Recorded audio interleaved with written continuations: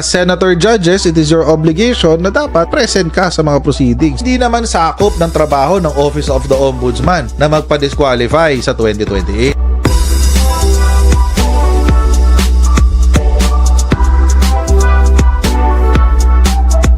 I-identify na natin lahat ng Manchurian candidates. Tigil-tigilan na natin yung kalokohan natin.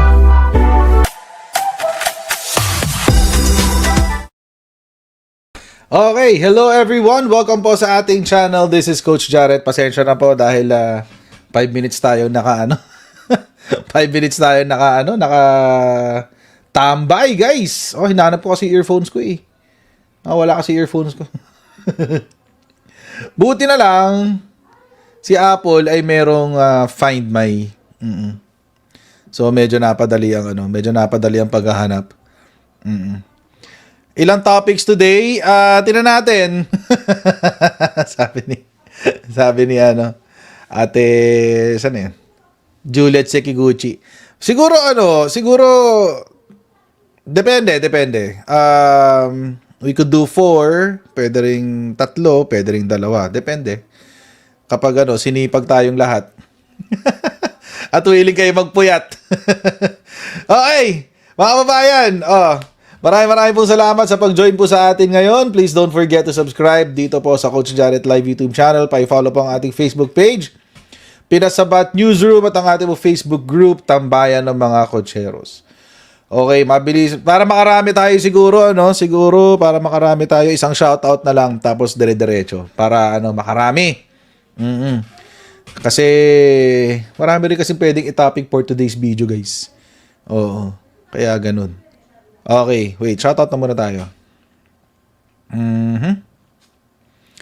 Okay, game. Slow mode. There you go. Shoutout muna tayo, guys. Papakilala ko muna yung mga moderators natin, mga kababayan. Sila Ate Trexie, Ate Susan, Ate Elisa C, James, Manatmay, Arnel, Jack, Fifton Billion Movement, BJ Cans, Pinoy, Anil Vision, Kina, PS Moderator, Ate Mishi Cruz, Ate Lida Galvez, Ate Lida Arceo, Kuya Nasungkuntan, sa Paskachi, Shirokasaki, at Tagay Together, one! Ganun pala kailangan doon, Medyo kailangan, steady lang yung boses mo. Okay. Sila yung mga moderators, bahala na sila sa inyo. Kapag kayo ay nakick, kasalanan nila. Wag lang kasi kayo magpasaway. Na-kick out lang naman pa nagpapasaway. Okay, shoutout din syempre sa mga viewers natin kay saan na? Gumalaw. Kay Carla Morales, Cesar Cabrera, Arnold Hernandez, Myra Atienza, Felicitas Sasis Nawe, Maikero PI, Lelang Mo the Explorer, Marvin Pega, Pedro Velasco, Imelda Ignacio, Ron Rafa, Sonia Columna, Berto, Packners Battalion Vlog, Roger Juliano, Marsha Jenny, Moises Barreto, Jonathan Lelang Mo the Explorer, Marvin Pega, Pedro, parang umulit. Nag-slow mode ba? Okay, anyway. Imelda Ignacio, Ron Rafa, Sonia Columna, parang umulit nga. Nag-slow mode ba to? Nag-slow mode ba? Nag-slow mode naman. Ba't ganun? Anyway, Sandra Letran, Genesis Sintay, si Fofo, Feli Pilipina, Garcia Corsiga, Mimsong, Michael Ardazabal, Lynn Mariano, Amelita Hamabe, Shirley Madrigal, Melody Canuto, Enedina Colco, Martin Leyva, Marivic Giray, RG De Felix, Annalyn Ekis, Monet, at si Eloids. Ayan. Okay. Ganyan lang muna. Si Chris June, first time daw sa live natin. Welcome. Okay. Naka-slow mode pa. Ayan. Ito na. Tatanggalin na sa slow mode. Tanggalin na natin. Okay. Uy, nakita ko na naman si Aimee. Parang dumadami yung Aimee ko dito sa office Kung kailangan ko na mag-bygone dito. May nakita akong bagong Aimee, gumagapang doon sa gilid. Wala na kasi akong Alan Peter dito Asan na ba yung Alan Peter ko dito? Nawawala na siya. Anyway. Okay. Si Alan Peter Butike. Oo. Si Alan Peter Butike. Si Aimee Ipis. Okay, game.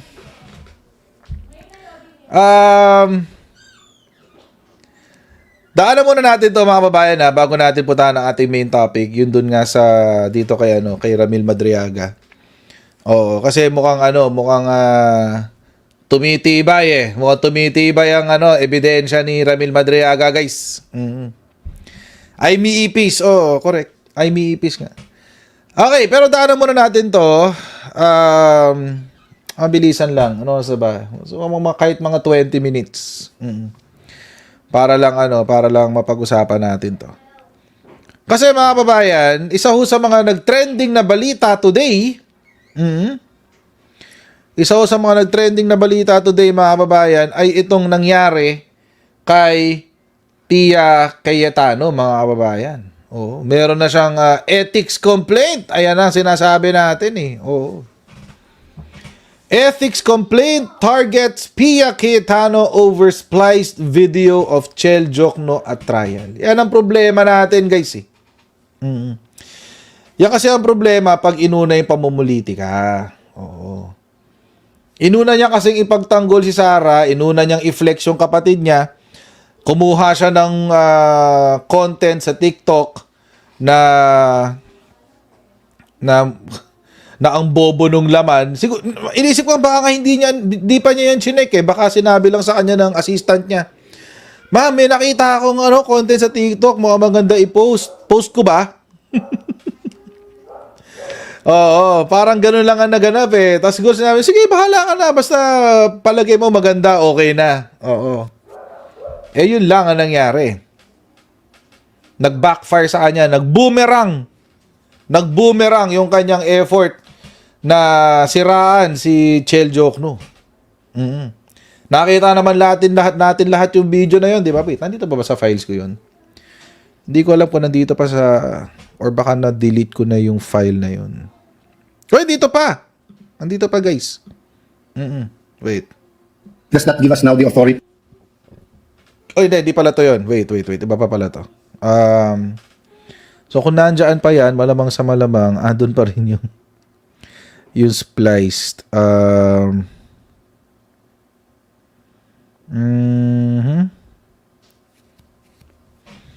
na kaya yun? Ang dami ko na kasing video dito, guys eh. Nagpatong-patong na silang lahat. Wait lang. Enares, Monkey, Loren. Anyway, pag di ko nakita, okay lang din naman. I'm sure nakita nyo naman na yun. Ito. Ito yata yun. Ito nga. Kasi naka-delete na yun, guys eh. Naka-delete na siya. Oo. So, deleted na yung video na yun eh. So, wala na siya sa doon sa timeline ni Pia Cayetano. Pero, ang ginawa ko before, instead na i-download ko siya at baka sabihin pa ni Pia Cayetano, ninako ko kung saan, in-screen record ko na lang. In-screen capture ko na lang. Oo. Okay? So, eto na lang, para lang ma-refresh ang ating mga alaala, maalala natin yung intriga na yan, di panoorin natin ito mabilis. Ito na. Yan. Di ba? Ginagawa pa yung ayan uploaded Friday, July 24, 2026, 11:11 AM. Yan yan. Game. Nagbabaka sakali lang, baka may makuha tayo dito. So ano makukuha natin? Figure out all the signature requesting. The evidentiary facts, Your Honor, that we're not yet hindi pa nakita ng House. So nagbabaka sakali din? Hindi po. We still don't know what you'll see. We are basing the request for the bank records on the evidence and information provided by the Anti-Money Laundering Council, which appears to show that there were billions of pesos that went through the accounts. Okay. So the anti-money laundering does not deal with income. They deal with flow. So pag sinabing billion, that doesn't mean that a certain official has billions in their account. So meaning if I have ₱1 million deposit on January 1, and then on January 5, I take it out and put it in time deposit for 1 month, and 1 month later it comes out, hindi na 1 million yon. 1 million in, 1 million out, 1 million million in the time deposit, paglabas 4 million na yon. So hindi evidentiary yung speculation sa ikot ng pera. Meaning, all I have to do is find someone with a bank account and give them a long enough period and I will say that they have hundreds of millions or billions. Precisely, Your Honor, that is why we want. Ayun. O, yan, yun. So, yan yung splice na video. Nagbabaka sakali. Nagbabaka sa... So, ang nangyari dito, pinagmumukha nila na nag-fishing expedition lamang. Yung ating prosecution na humuhuli o yung naglilitis kay Sara Duterte sa kanyang impeachment. So, yun ang gusto niyang palabasin dyan. At dahil dito sa very irresponsible na post na ito, okay? Hindi, reposted to, Maria Montilla. Oo, reposted to. Kinuha niya to sa iba. Ayan ayan yung pangalan nung... Ayan yung pangalan, Asa na ba? Ay, nawala yung hindi pala TikTok yun. Kinuha niya sa TikTok to eh. Galing sa TikTok yan. Iba ang nag-edit niyan. Tapos, kinuha niya, in-upload niya sa Facebook page niya. Or kinuha ng staff niya, tapos in-upload sa Facebook page ng staff niya. But anyway, so ayun na nga, pinapalabas ito na may fishing expedition. Ang problema mga kababayan, yan po ay isang napakalaking kasinungalingan. Wala pong fishing expedition na nagaganap sa impeachment trial ngayon. In fact, kaya po nagpasumpina ng bank statements, kaya nagpasumpina ng mga dokumento, ay dahil meron na hong probable cause. At ano yung probable cause na yan? Yung report ng AMLAC. At dahil meron ng report ng AMLAC, kung maalala nyo, yan ang inilabas ng AMLAC noon sa Committee on Justice. Dahil doon sa AMLAC report na yon, nagkaroon ngayon ng dahilan ang ang Committee on Justice para humingi, magpetisyon ng sumpina para makuha lahat ng bank record si Sara. Kasi meron ka ng AMLAC report. So, ibig sabihin, hindi siya fishing expedition. Hindi siya fishing expedition. Yung fishing expedition, mga babae, pag wala ka talaga ebidensya, puro chismis lang. Kasi wala kang dokumento at all. Kaso meron may dokumento ka yung sa AMLAC. So, dahil dyan, pinapalabas nila na nag-fishing expedition lamang sila ang prosecution na lumalaban kay Sara Duterte. At nabisto nga, na-splice ito. Ibig sabihin, pineke nila ito para siraan talaga yung prosecution. Ay, nakakahiya naman yun. Hindi ho yan dapat ginagawa ng isang impeachment senator judge. Judge Key. So, ibig sabihin, dapat ikaw ay neutral. Ikaw dapat yung hindi one-sided, ika nga ni Robin Padilla. Ikaw dapat yung hindi one-sided. Ang nangyari dito, yung judge pa ang naging one-sided. Number 1, kinampihan si Sara. Number 2, kinampihan yung kapatid niya. Kaya ngayon, meron siyang ethics complaint. Oo, kinasuhan na pala siya ngayon, kanina. Ng isang women's rights group, si Senador Pia Cayetano dahil sa kanya umanong post na nakasisiraan nila sa kumpiyansa ng publiko sa integridad at pagiging patas ng Senate Impeachment Court. Sa inihain na reklamo sa Senate Ethics Committee, sinabi nilang mapanlin lang ang pinalalabas sa post ni Cayetano na humihingi ang prosekusyon ng subpoena kahit wala umanong ebidensya. Nakatutok si Joseph Moro. Ang controversial na post na ito na shinare ni Senator Judge Pia Cayetano binatikos sa pagiging misleading o mapaninlang umano. Nagbabaka sakali lang, baka may makuha tayo dito. So ano makukuha natin, figure out all the subpoenas you're requesting? The evidentiary facts, Your Honor, that were not yet hindi pa nakita ng House. So nagbabaka sakali din. Ang puna sa video ng impeachment Okay ba trial yun? ni Vice President Sara Duterte, hindi buo at nakasplice daw o putol-putol, kaya nawala sa konteksto ang sinabi ni House Prosecutor Shell Jokno. Kanina isang reklamo ang inihain laban sa senadora sa Senate Ethics Committee ng grupong Every Woman, grupo ng mga women's rights advocates. Kasama sa grupo si dating Commission on Higher Education Chair Patricia Licuanan at University of the Philippines Professor Jean Franco.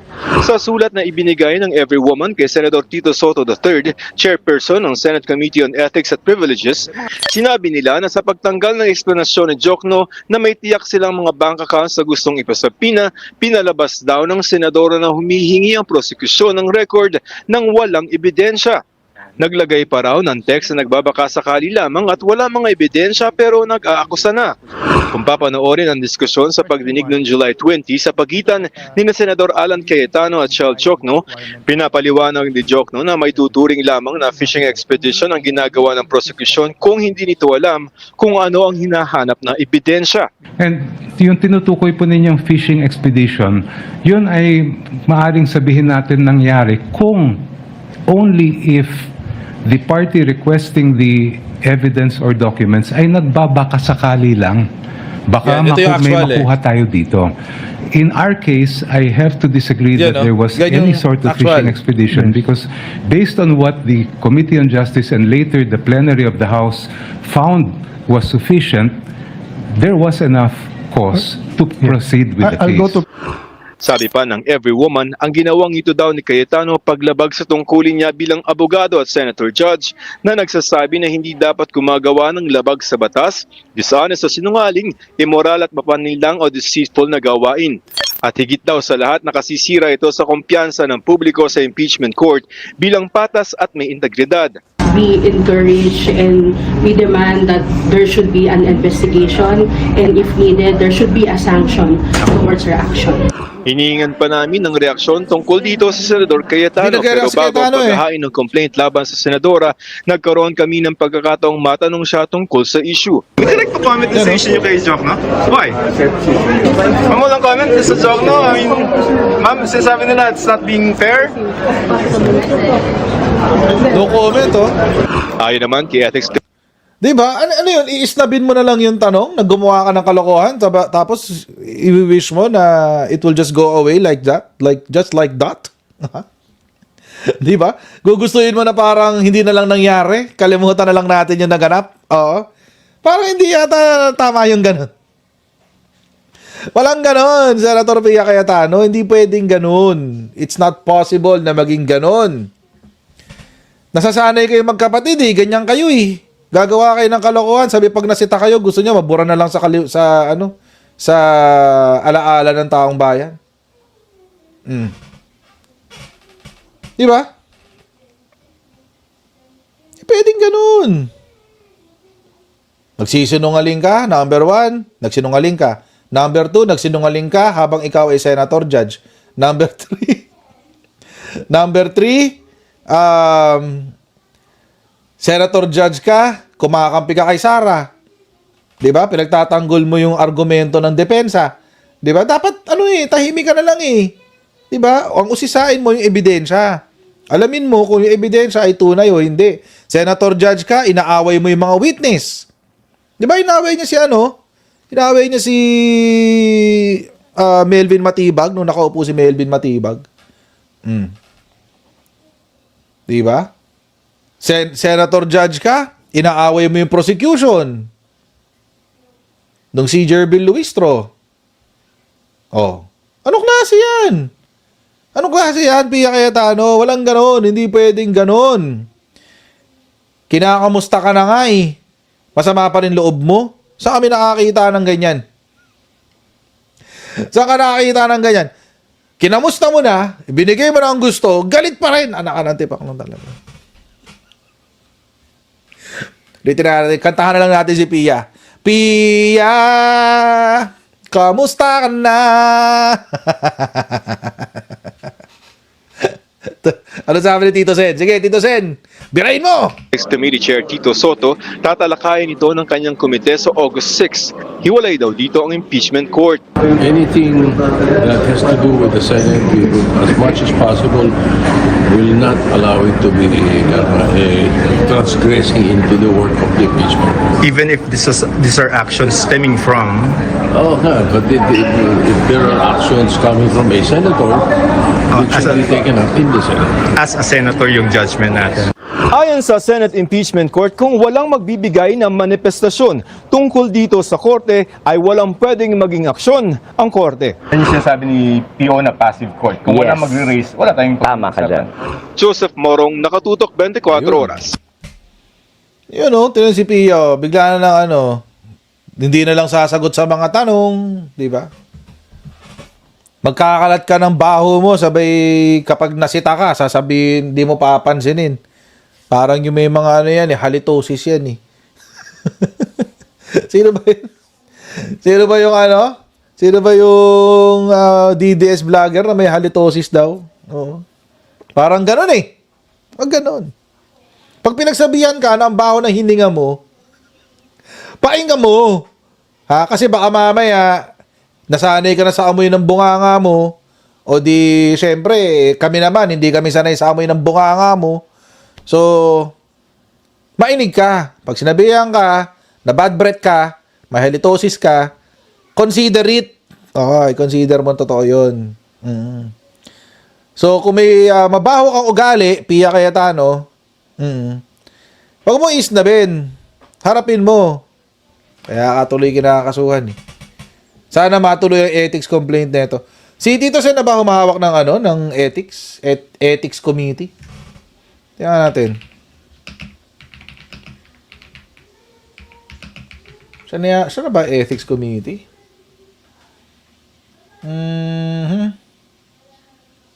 Siya na nga.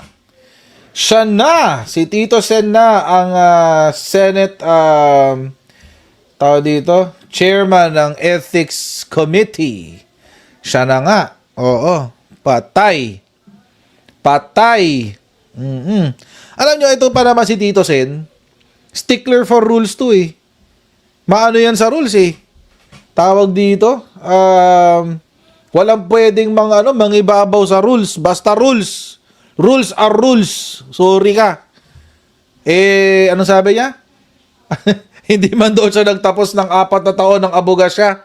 29 ba o 39? 29 years yata yung sinabi. 29 years naman daw siyang lawmaker. Ay, patay. Oo. Alam na niya ang Senate rules ng baliktaran. Hindi niya na mapapaikot to sa Senate rules. Oo. Siya na pala, ano? Chairperson, Senator Vicente Tito Soto III. Oo. Siya na pala. Bagay siya dyan.